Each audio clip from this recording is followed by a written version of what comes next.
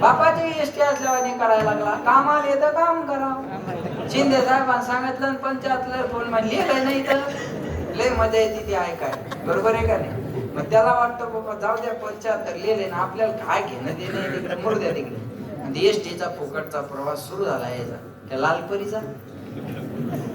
ST Lalpari म्हणतात ना, मग ही परी त्या लालपरीत फुकट फिरू लागली. पण या परील काय माहित पुन्हा एक योजना येणार. आणि लोकसभेच्या अगोदर मंगेश बुवा आणखी एक योजना आली. कोणती? लाडकी बहीण. आणि तिची वय मर्यादा 75 वरून कितीवर आणली? 60 वर केले कर्म झाली त्याची भोगा. उपजले मेले ऐसे की हरे हरे. जिचा हप्ता जमा झाला तिच्या तोंडावर आनंद मावून वय वाढून घेणारी थोबाड झोडून घ्यायला. कुठूनच दुर्बुंदी सुचली. दुर्बुंदी खाऊन जाय तू काल्याच्या दिवशी बुंदी. आता विठाला विठाला.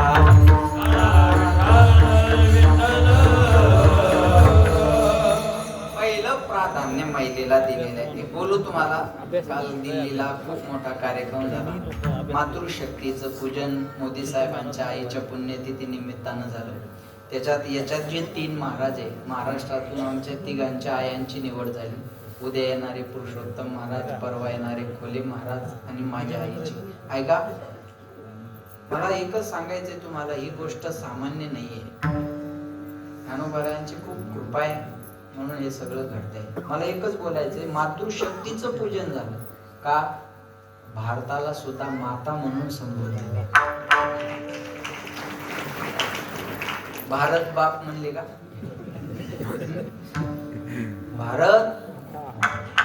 भारताला मातृत्व म्हणून संबोधलेलं आहे. लक्षात ठेवा. किती सुद्धा बोलेल मी या 2 शब्दावर 2 तास बोलेल, नो डाऊट. पण मला एवढं माझ्या अभंगाला पुढे जायचंय. पहिलं प्राधान्य महिलेला आहे म्हणून पहिलं उदाहरण दिलं आईचं आणि मुलाचं. लक्षात ठेवा बरं का. पहिलं उदाहरण दिलं आईचं आणि मुलाचं. या जगाच्या पाठीवर सर्वात मोठं प्रेमाचं पात्र कोणतं असेल तर त्याचं नाव आई आहे. आणि आमची एक सुद्धा आई आहे. ज्ञानाबाई माझी, ज्ञानाबाई माझ्या, ज्ञानाबाई माझी,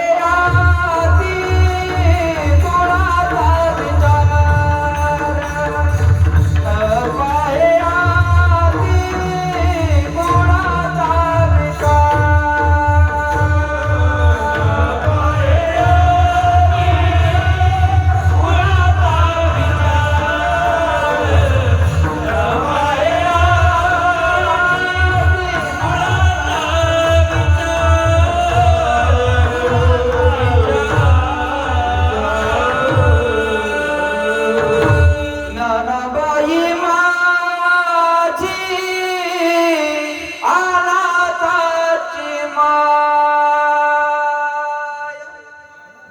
लखनसाठी टाळ्या वाजल्या. वा. महाराज म्हणले न पाये याती कुळाचा. एक बोलू तुम्हाला. काल आमचा सत्कार झाल्यानंतर महाराष्ट्रातल्या तमाम लोकांना आनंद झाला. सगळ्या बरं.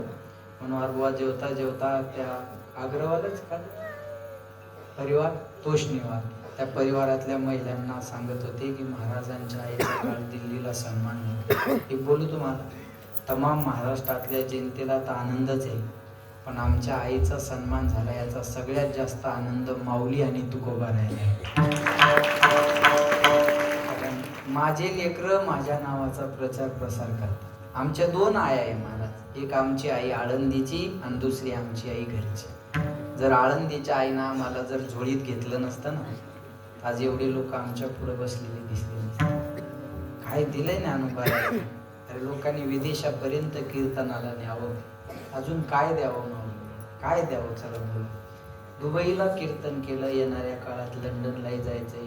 एका शिष्यानं मला 2 देशात नेलं.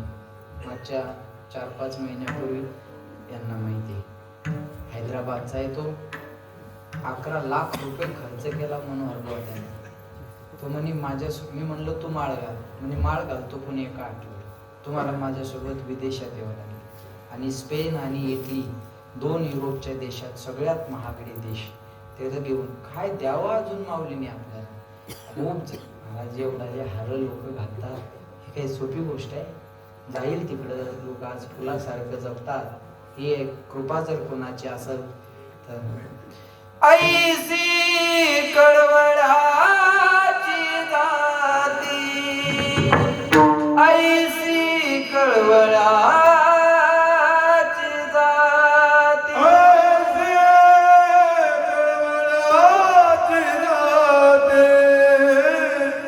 ऐसी कळवळाची जाती, कलिला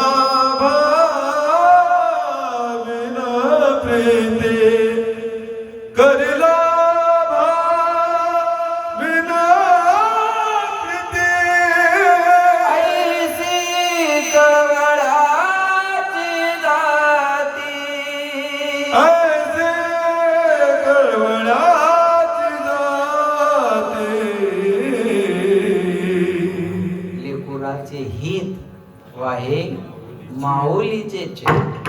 आमची आई ज्ञानोबार आहे, आमची आई. आणि लेकराची गोड बातमी कानावर यावी आणि मग आईला किती आनंद होतो. हे माय झाल्याशिवाय नाही करणार.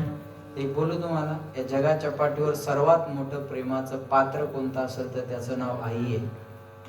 त्याचं नाव करंगळी कापल्याच्या वेदना आपल्याला सहन होत नाही, पण शिजरची परिस्थिती असताना ईदभर पोट कापून मुलाला जन्म देणारी फक्त जगाच्या पाठीवर आई असते. एवढा मोठा उपकार दुसरं कोणी करणार नाही बरं. या बायाला 8 दिवसातून 4 दिवस उपवास असतात शेषराव बाबा, पण यांनी धरलेला उपवास स्वतःसाठी कधीच नसतो. एक तर मुलासाठी, मुलीसाठी, नाही तर नवऱ्यासाठी. यांनी धरलेला उपवास स्वतःसाठी नाही. घरात बनवलेली भाजी आईच्या आवडीची कधीच नसते. मुलाच्या, मुलीच्या, सासूच्या, सासऱ्याच्या, दिराच्या, भायाच्या, नंदच्या, कोणाचा तरी सल्ला घेऊन घरात भाजी बनते आणि मग ती भाजी आयुष्यभर माय खाते. प्रत्येक नोकरीमध्ये तलाठी साहेब सुट्टीची तरतूद आहे, पगारवाढीची तरतूद आहे, पण आपल्या घरात बिना पगारीची बिना सुट्टीची एक व्यक्ती राबत राहते. तिचं नाव माय आहे. तिला पगारही नाही, तिला सुट्टीही नाही. ऐसी कळवळ्याची जाती करी लावा. किती सांभाळते लेकरांना हो, ते मायनस सांभाळत जाणे. शेषराव बाबा, लालने पालने दुःखम प्रसूतायाश्च वेदना. मुलाचं लालन पालन करताना कमी दुःख आहे. आता ते मलाही लेकरू 6 महिन्यात 4-5 महिन्याचं झालं पोरग, ते रात्र रात्र कधी कधी जागे राहत. हे नवीन जन्माला आलेले पोर आहे, दिवसभर झोपतात आणि रात्रभर रडतात. बरं, या बिचारी दिवसा झोपता येत नाही. घरात सासू नावाचा प्राणी असतो, तो सुनेल झोपलेला पाहू शकत नाही. दिवसा झोपता येत नाही आणि रातच्या या लेकरामुळे झोपायचं जमत नाही. किती अवघड. ते लेकरू सांभाळावं मायनस. ते रडायला लागलं ना महाराज, ते लेकरू शांत बसत नाही. ते माणसाकडे जर दिलं ना, माणूस त्याला म्हणाल मुका बरं, मुका म्हणायलो तुला, बरोबर आहे ना. ते फटकन ठोका देतं बा, आणि त्याची मागणी पाहू दे इकडं, कीर्तन सोडून काही येत नाही. म्हणजे असं उदाहरण, बरोबर. आपलं दुसरं काय, पाहू दे इकडे, ते इकडं, आणि मग ती माय करते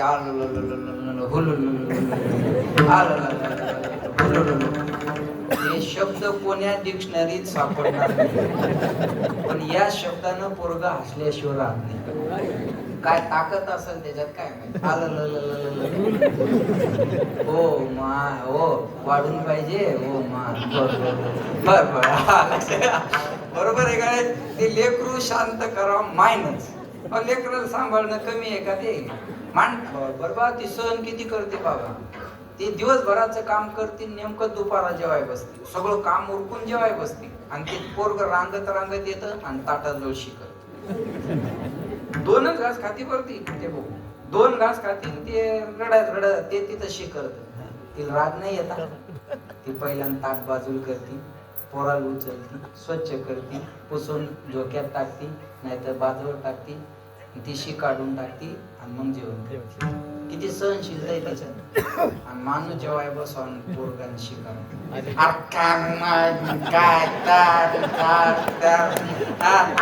काय न बोलण्यात तुम्हाला भरपूर काही कळून घेतात. बरोबर आहे का नाही सांगा? बरोबर आहे का नाही? माणूस सहन करू शकत नाही विढाला.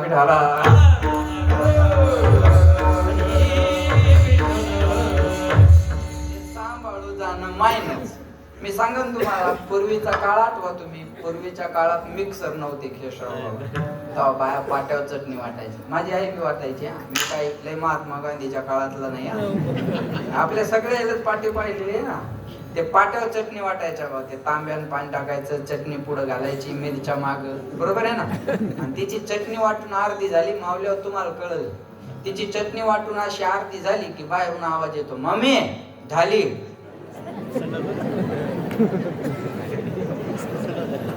आली घरी झाली का? हा मम्मी झाली. आता हिची चटणी अर्धी वाटून झाली, ते काम फिनिश करून उभं आहे. मग ती काळजी करते, किती करते ती माय बघा. तिच्या हात चटणीची आहे ना, मग नवऱ्याला म्हणते हो बाळूची तेवढी शिजवा. नवरा म्हणतो पागल आहे का, मी संगीत इशारा दे. ती म्हणते मला माहित आहे. ती म्हणते अहो मला माहित आहे तुम्ही संगीत इशारा दे, टीव्ही वर जाता तुम्ही, पण ते तसं नाही ते. मग मला सांगते का त्याची शीद व्हायला? मला कळतं तुम्हाला नाही सांगितलं पाहिजे. तुला काय झालं? चटणीच्या हाते माझी, चटणीच्या हाताने लेकराची शीद उठा.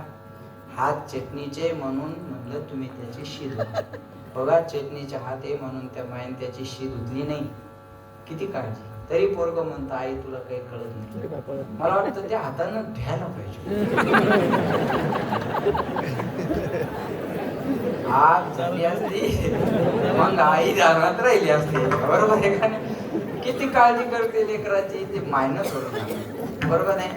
नवनाथ बुवा तुम्ही लेकराची आंघोळ झाली की माय त्याला पावडर लावती, गंध लावती आणि मग काजळ लावायचा टाइम येतो. ते काजळाच्या डबीत पोट घातलं की त्या पोराला कळतात आई डोळ्यावालं.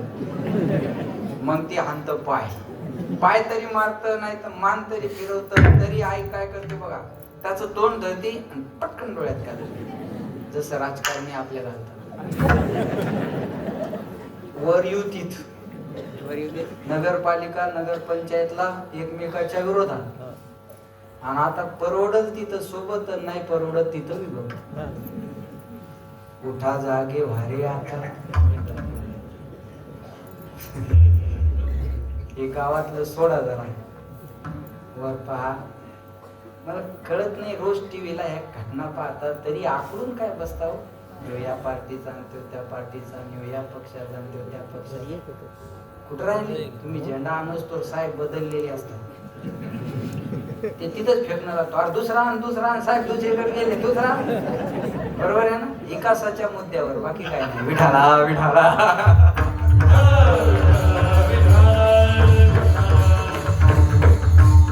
कार्यकर्ते एवढ्यातच भ्रमात आहेत. निष्ठावंत कार्यकर्ता, हाडाचा कार्यकर्ता, रक्ताचा कार्यकर्ता, फुगला कार्यकर्ता. हरभर खायचं काम नाही त्यांनी. कुठं मरायला लागले, आयुष्यभर फक्त चटया टाकणे, बॅनर चिटकवणे, याच्या पलीकडे कार्यकर्ता मोठा नाही होऊ शकत. जागवा, गावकी जपा, भावकी जपा, मित्र जपा, संबंध जपा. कुठं घेऊन बसले? ते सगळे एकमेकाच्या लग्नात असतात आणि तुम्ही तर नाही साहेबांना पाहिल्या वाव घडली. असं वाटतं वल्ल्या फोकाणा नाही पाहिजे का नाही. काही माग चर्चा हे युट्यूब आहे म्हणून सांगेल. उद्धव साहेबांना राज साहेबांना एकत्र आलं पाहिजे, काळाची गरज आहे आज. चांगली गोष्ट आहे. भाऊ विभक्त झालेले एकत्र यावे, आम्हालाही आनंद आहे. पण ती एकत्र यावी याची जशी काळजी आहे ना, तसं तुझ्या चुलत्यानं तुझ्या बापाने एकत्र येणं गरजेचं आहे. भावकीनं आणि तू एकत्र राहणार आहे. ते फायद्यासाठी येतील एकत्र. आता महापौर व्हायचं ना मुंबई, तेव्हा येतात ते, त्याला का सांगणं लागतं ना, त्याला सांगायचं काम नाही. आपण एकत्र येणं गरजेचं आहे. विठाला विठाला.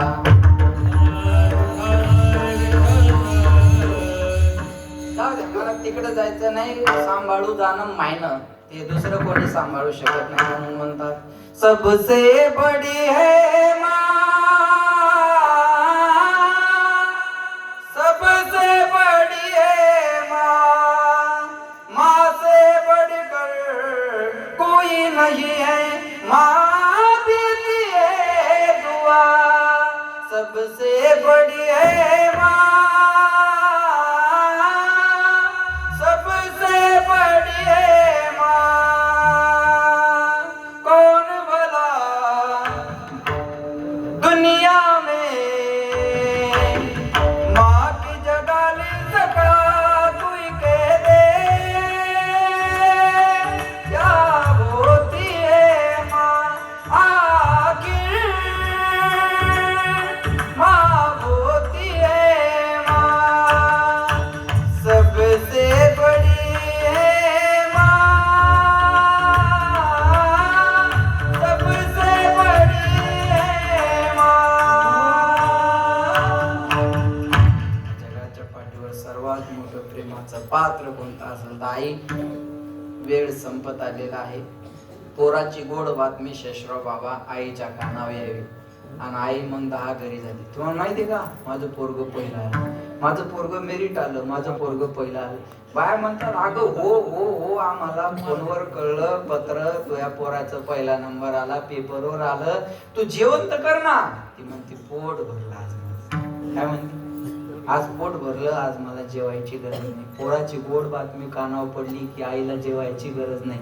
तसं साधू संत म्हणतात माझं तैसे राहो,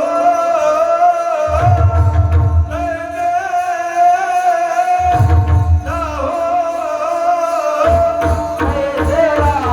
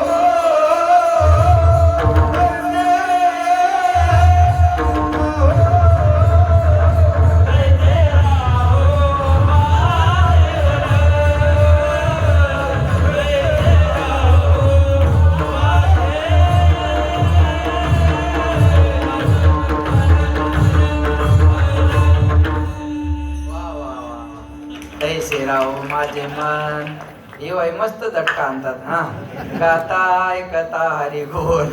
महाराज म्हणले माझं मन तसं राहिलं पाहिजे. वेळ संपलेला आहे. आपल्या पुढे बोलायची इच्छा आहे मला पण वेळ झालेला आहे. वेळेच्या पुढे जाणं बरोबर नाही. परत तुमच्या चेहऱ्यावरून वाटतं मी बोलत राहावं, पण मी पुन्हा येईन.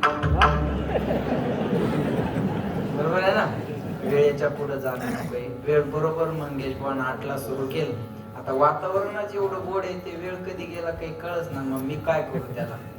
कथा एक तो घडीशी होतीये, नाही तो हृदय के कड़ीशी होती. पावसान बदबद पडाव, उघडून जाव, झड लावू. 10 वाजून गेले तरी काय म्हणतात तुकाराम महाराज, उरक म्हणतात आता. बरोबर आहे ना. आपला राजीनामा मागायच्या आत सही करून तयार ठेवावा, हे शांतपणाचं लक्षण असतं. आणि मी वेळ जपणारा माणूस आहे, पण वेळेच्या पुढे जाणं बरोबर नाही. तैसे राहो माझे मन, गाता ऐकता हरिगुण. गाताना मन प्रसन्न असावं, ऐकताना मन किती गोड ऐकताय तुम्ही. मला काय काय सुचत होता आज, ही सगळी तुमची कृपा आहे.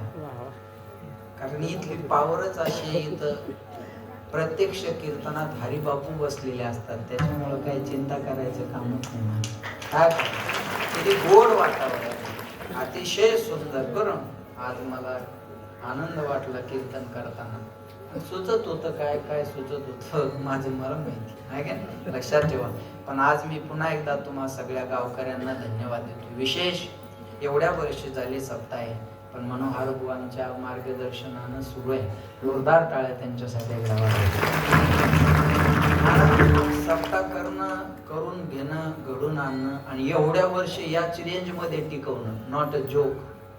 सोपी गोष्ट नाही बरं का, अजिबात सोपी गोष्ट नाही. मी सप्ताह करणारा गावातला माणूस आहे, मला माहिती आहे याच्यात किती अडचणी असतात, हे सगळं मला माहिती. पण ते मनोहर बुवावर तुम्ही सगळी मंडळी प्रेम करता आणि म्हणून उभं आहे सगळं वैभव आपल्या.